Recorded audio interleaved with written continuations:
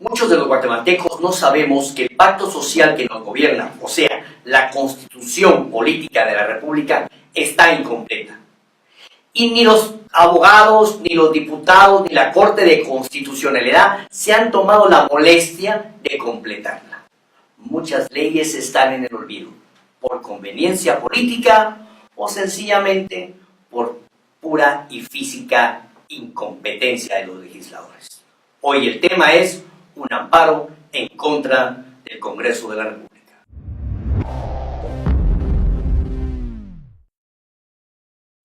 Sobre el tema de la Constitución incompleta, el empresario Felipe Castillo interpuso, mejor dicho, un amparo en contra del Congreso de la República y les exige que cumplan con el mandato constitucional de emitir las leyes que han sido estipuladas en la Constitución Política de la República. Licenciado Castillo, ¿cómo está? Mucho gusto de saludarlo. Dígame, ¿cuál es el motivo? ¿Qué lo motivó a usted a poner este amparo en contra del Congreso de la República?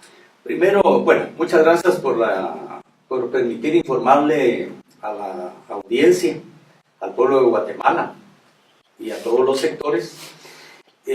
Como guatemalteco me he hecho la pregunta, ¿en qué puedo ayudar y en qué puedo colaborar? Como todo lo queremos hacer. No podemos esperar que en los periodos electorales nos vengan a decir con discursos cómo se va a cambiar Guatemala, o cómo se va a componer, o cómo va a salir de este tercer mundo en el que se encuentra. Entonces, haciendo una revisión a la Constitución Política de la República de Guatemala, que los miembros de la Asamblea Nacional Constituyente, el 31 de mayo de 1985 la decretaron y fue publicada el 3 de junio de 1985 también en el Diario Oficial, viene y le ordenan a la legislatura posterior, que sería la legislativa, que deben de hacer leyes para que se pueda organizar el Estado, cumplir su función social, política, de justicia, de desarrollo, que esté bien la persona y también la familia. Que se organice el Estado de una manera eficiente. Que se organice y que alcance su desarrollo la persona humana, porque ese es el fin. Nosotros le llamamos Constitución Política de la República, pero realmente es el pacto social, porque a través de la soberanía... Pacto social incompleto. No es pacto social. Porque no está completo. Sí, no es pacto social. ¿Y qué leyes le hacen falta a ese pacto social? Fíjese que para no dejar ninguna afuera, le voy a dar lectura, ¿va? Ley de personas especiales y discapacitadas. ¿Esa ley todavía no está emitida? No. Ley de pueblos indígenas y tribales. Engavetada. Ley de aguas. Ley de competencia y antimonopolios. Ley de políticas públicas. Ley preliminar de regionalización. Ley de descentralización del país. Ley del servicio municipal. Código tributario municipal y otras leyes que se puedan desprender de eso. Pero aunado a eso también le dan la ordenanza al Congreso. No es una sugerencia, es una ordenanza, porque es el pacto social, de que la Constitución y estas leyes deben de ser difundidas y dadas de conocer en las lenguas quechí, man, cachiquel y garífuna. ¿Cuándo interpone usted este amparo? ¿Y cuál es el proceso que debe llevar? Sí. Después de hacer ese análisis de cómo completar ese pacto social, porque esa es parte de la no gobernanza, ingobernanza que tenemos en el país. Esa es la conflictividad social que se da, que no solo son las personas que manifiestan, ¿no? La conflictividad social se da también los que no tienen la opción de ir a manifestar, pero están inconformes, y el Estado no ha sido capaz de darle esos beneficios, respetar sus derechos humanos, derechos constitucionales, respetar todo aquello que se estipuló oportunamente en 1985 en la Constitución, que es de beneficio para el ser humano. Entonces, al hacer ese análisis, cabe de que solo existe una acción que puede restituirme, en este caso, a mi persona, porque yo soy el interponente, a la situación jurídica que he sido afectado, porque si en 1985 se decretó que esas leyes me tenían que beneficiar también como parte del pacto social y de la Constitución Política de la República de Guatemala, 32 años después no se ha hecho. O sea, es un agravio personal, como decimos legalmente.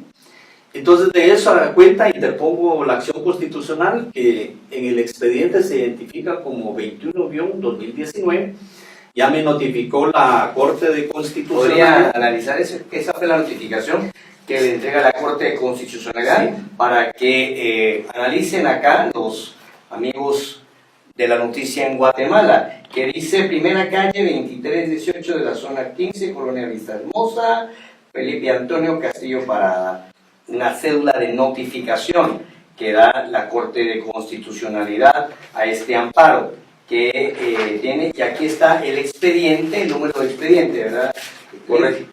Que sería el número 21-2019 de la Corte de Constitucionalidad y del Tribunal de Amparo Extraordinario. En este documento ya le dan a usted por recibido el amparo y le dan trámite. Y le dan trámite, o sea que no lo desestimaron, no, o sea, no lo desestimaron, le dan trámite. Y ya se comunicaron con el Congreso. En el informe que tengo es que después de admitirlo para su trámite, los medios de prueba que aporto han sido aceptados por la Corte de Constitucionalidad. Entonces procedieron a requerirle en un informe de 48 horas al Congreso que informara en forma sencilla y práctica si están esas leyes, si han sido decretadas o no. Pero ya sabemos que no están decretadas. Y aunado a eso, pues preguntamos también si en el diario oficial han sido publicadas. Pero la respuesta ya sabemos que es negativa. ¿Por cuál es el siguiente paso entonces? El siguiente paso es de que la Corte Constitucional, después de hacer el análisis dentro del Pleno, porque son mis derechos, los derechos de todos los guatemaltecos. En este caso, como soy el interponente, son los derechos de mi persona, y como consecuencia de protegerme mis derechos, van a ser beneficiados los derechos de los 17, 18 millones de guatemaltecos, de los inmigrantes, de los que no han nacido.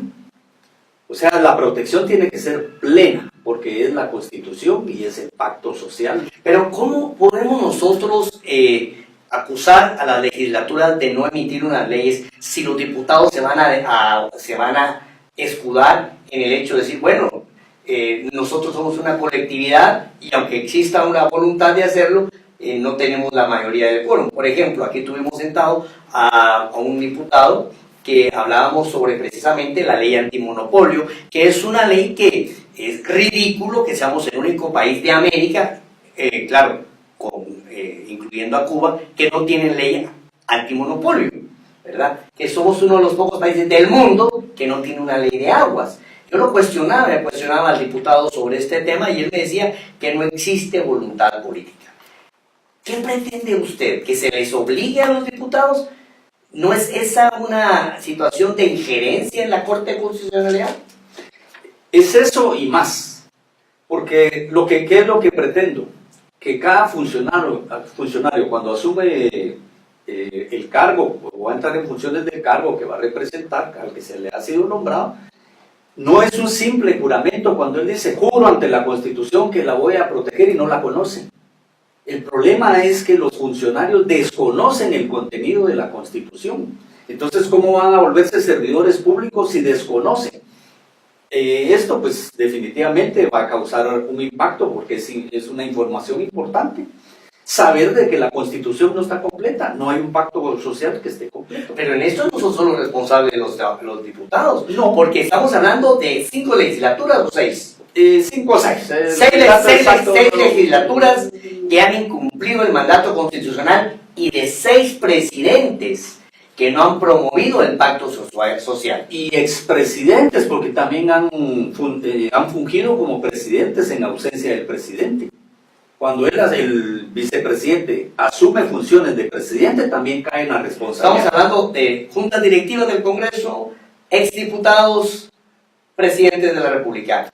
¿Cuál sería? Procurador de los Derechos Humanos, Procurador General de la Nación como abogado del Estado. Porque vemos que el Procurador de los Derechos Humanos se preocupa porque saquen a un embajador del país, pero no se preocupa porque en el interior de la República no se tenga una ley de aguas que le permita a la población tener acceso controlado y regulado de este líquido vital. O sea, vemos un interés político más que de protección a los derechos humanos. Y es de impacto, porque al Ministerio Público tiene el monopolio de la persecución penal. Y no ha hecho nada tampoco. O Sí, sea que también la fiscal. Pero también entraría dentro de ese monopolio